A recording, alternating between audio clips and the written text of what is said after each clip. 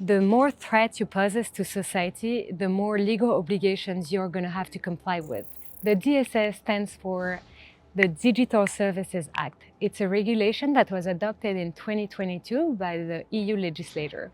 It means to tackle opaque and previously problematic practices that were happening on platforms. The DSA is based on a very simple idea.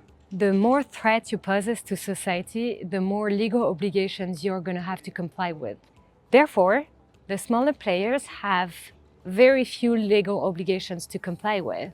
On the other side, the bigger players do have to comply with a lot more legal obligations. They have much more transparency obligations than before. The legal regime that existed before is still there. One of the key elements was that they do not have liability on the content that is on their platform.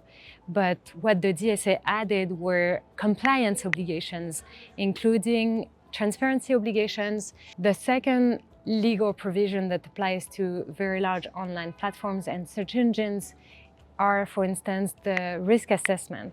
Now, these big players do have to properly evaluate and mitigate the risks that are present within their systems, including the risk to fundamental rights, such as free expression, but also the risk to privacy, gender-based violence, or also the risk present for minors.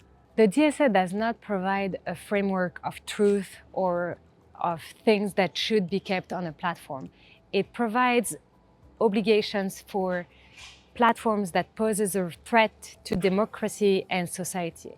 It's really up to the platforms to actually moderate the content that is present within their entities to make sure that it complies both with the law but also with their terms of service.